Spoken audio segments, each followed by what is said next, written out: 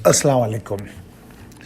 खालिद सैफुद्दीन आपके साथ 4 नवंबर की कॉल लेके समय पहले हम बात करेंगे आज के सेशन पे। चलते हैं पहली स्लाइड की तरफ।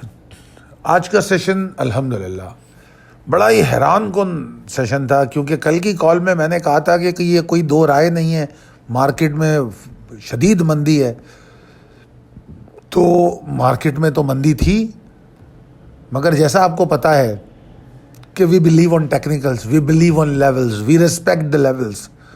हम मार्केट से ज़िद नहीं करते। एक मैंने होप भी दिलाई थी कि 39,236 195 अगर सरवाइव कर गया तो हमारे पास कुछ उम्मीद है कि मार्केट रेस्क्यू कर सकती है। और आज जो मार्केट का आगाज़ हुआ वही इतना शानदार था। 39,347 के पास मार्केट ने स्टार्ट लिया, which is a gap opening. तो ये एक क्लियर इंडिकेशन थी कि मार्केट के अंदर कुछ मूव बनेगी। उसके बाद फिर मार्केट की जो पावर ऑफ बुल्स हमने देखा, जो आप देख सकते हैं चार्ट पे जो आपको दिया गया है, तो इट वाज अमेजिंग। 39,978 जो है वो 12 बजे से पहले अचीव हो चुका था। और फिर हमने आपको मिड डे कॉल में जो 12 बजे के बाद मिलती है उसमें आपको बताया कि अब स्टॉप लॉस को 39,955 के नीचे कर दें, और that was a good choice. हमारा अल्हम्दुलिल्लाह पूरा दिन 955 तो नहीं आया। फिर उसके बाद सेकंड अपडेट जो आपको दी गई उसमें आपको बताया गया 40,347 के नीचे स्टॉप लॉस लगा लें, और मार्केट वहाँ उस स्टॉप लॉस तक भी नहीं आई, और मार्केट जो हाई है उसके अराउंड ही क्लोज हुई। आपके पास तो ये लेवल भी नहीं थे, आपको मिड डे कॉल में नए लेवल से अपडेट किया गया, क्योंकि मार्केट ने 1369 पॉइंट्स के इजाफे के साथ मार्केट बंद हुई, और 13.18% वॉल्यूम ज़्यादा रहा कल के मुकाबले में। मैं समझता हूँ जितनी एक्साइटमेंट आज थी मार्केट में उसके हिसाब से वॉल्यूम अभी भी कोई ख़ास नहीं थे, और होने चाहिए थे, क्योंकि जिस तरह मार्केट में बुल नज़र आ रहे थे तो, और एक्साइटमेंट और क्रेजीनेस थी, मतलब everybody was desperate for buying कि क्या बाय करूँ, मैं समझ नहीं आ रहा था लोगों को, क्योंकि हर चीज़ ऊपर जा रही थी। फॉरेन फंड्स की अगर हम फिगर्स देखें तो वो सेलर हैं, लोकल फंड जो हैं और लोकल इन्वेस्टर उनकी इन्फ्लोज है, और लोकल इन्वेस्टर की फिगर्स बहुत अच्छी है कंपैरेटिवली अगर हम लोकल फंड से कंपेयर करें। चलते हैं अगली स्लाइड की जानिब। जनाब, ट्रेनिंग एंड डेवलपमेंट इंशाअल्लाह ताला इस्लामाबाद में आपसे मुलाकात हो रही है 7 नवंबर को। तो जिन लोगों ने अभी तक फॉर्म नहीं भेजे हैं वो फौरी तौर पे अपने फॉर्म हमारे व्हाट्सएप नंबर पे भेज दें, क्योंकि हम जो है इसको क्लोज़ करेंगे इंशाअल्लाह कल या परसों हम इसको क्लोज़ कर देंगे, और उसके बाद फिर हम अपने वेन्यू को उसके हिसाब से एडजस्ट करेंगे, क्योंकि आपको पता है कोविड के SOPs को फॉलो करना होता है। अब चलते हैं अगली स्लाइड की तरफ। Possibilities and strategies as per technical chart. देखिए दोस्तों, जो कुछ आज हुआ है उसने मार्केट का कंप्लीट सिनेरियो चेंज कर दिया है, अपसाइड डाउन कर दिया है, पलट के रख दिया मार्केट को। उसके बावजूद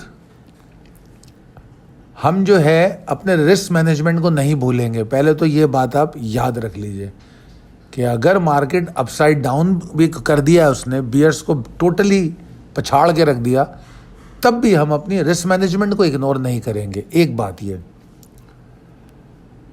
नंबर 2 बात ये कि हम ट्रेंड के फॉलोअर हैं। अगर मार्केट में बुल रन कर रहा है तो विल फॉलो बुल। मार्केट में अगर बियर्स आएंगे तो विल फॉलो बियर्स। हमें इससे कोई फ़र्क नहीं पड़ता मार्केट का डायरेक्शन क्या है। हमें फ़र्क इस बात से पड़ता है कि हम अपनी स्ट्रेटजी को डायरेक्शन के हिसाब से मोड़ लें, क्योंकि मार्केट तो हमें नहीं जानती कि वो उसको पता हो कि खालिद सैफुद्दीन क्या सोच के बैठा है, उसने तो बाय किया हुआ है तो लिहाजा ऊपर चली जाए। ऐसा नहीं होता। हमको वो करना होता है कि मार्केट क्या कह रही है, मार्केट कहाँ जा रही है। यानी कि जिस तरह मैं आपसे बता रहा हूँ, आपको रैपअप में जिस तरह मैंने बताया कि मैं ये कह चुका हूँ कल की कॉल में कि इसमें कोई दो राय नहीं है कि मार्केट में मंदी है। उसके बावजूद मैंने अपने जो जिस लेवल पे होप था उसके ऊपर मैं बुलिश हो गया, और आज पूरा दिन मेरे ट्रेडर्स जो हैं और इन्वेस्टर्स जो हैं वो बाइंग करते रहे सेलेक्टिव स्टॉक में। कल की कॉल में ये भी कहा गया था कि बावजूद मंदी के you are not going to ignore your targeted buying. तो हमने तो न कल न उससे पहले अपनी जो टारगेटेड बाइंग जारी रखी, जिसका फ़ायदा हमें अब मिल रहा है अल्हम्दुलिल्लाह। क्योंकि आज बहुत से स्टॉक ऐसे होंगे जिसमें हम ऊपर एंट्री लेने में कामयाब हुए होंगे, क्योंकि मार्केट का आगाज़ ही इतना ज़बरदस्त किस्म का था। मगर अल्लाह का शुक्र है बहुत सारे स्टॉक ने अच्छा मौका दिया आपको एंटर होने के लिए। तो लिहाजा अब जो मार्केट है हम उसको हिसाब से अगर देखें तो जो पोटेंशियल ऑफ द बुल्स है वो 40,725-690 को टारगेट कर रहा है एज एन इमीडिएट टारगेट, और जो ओवरऑल पोटेंशियल है वो एट द मोस्ट 41,238 तक देखा जा सकता है। मगर इसका मतलब ये नहीं है कि मैं 40,725 पे मार्केट पहुंचे तो मैं जो है बस सोच लूँ कि अब 41,238 जा रही है। नहीं, ऐसा नहीं है। आप स्टॉप लॉस को ट्रेल करेंगे लेवल बाय लेवल, क्योंकि 40,725 के बाद उसका जो दूसरा बेहतर लेवल जो थोड़ा स्ट्रॉन्गर होगा वो 40,931 का होगा। तो इस तरह हम लेवल बाय लेवल जो है अपने स्टॉप लॉस को ट्रेल करते हुए चलेंगे। और उससे पहले ही आपको मिड डे कॉल मिल जाएगी जिसमें हम मौजूदा सेंटिमेंट डिस्कस करते हैं, और उसके हिसाब से जो रद्दोबदल हमें करना होता है अपने स्टॉप लॉसेस में वो हम कर लेंगे। ठीक है, ये तो हो गई बुल रन की बात। अब जनाब बात करते हैं रिस्क मैनेजमेंट की। हमारा स्टॉप लॉस 40,221 के नीचे होना चाहिए जब मार्केट का आगाज़ हो।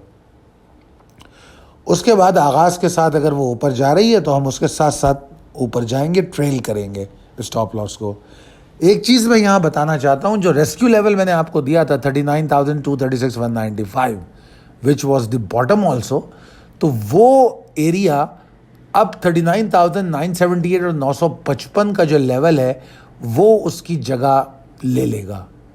अब हमें ये कोशिश बुल्स को करनी चाहिए कि इस लेवल को सरवाइव करें, इसको ना तोड़ें। यहाँ तक अगर यहाँ तक भी नीचे आई मार्केट तो मार्केट जो है रिकवर कर सकती है। एक मिसाल दी है मैंने कि अगर मार्केट नीचे आती है, कोई एग्जॉर्शन आता है, तो यहाँ तक मार्केट संभली रहेगी, कोई बड़ी इसमें मुसीबत नहीं आएगी। जब मार्केट ऊपर जाती है तो अपने बॉटम को भी ट्रेल करती है, तो ये बेसिकली ट्रेलिंग बॉटम की हो रही है।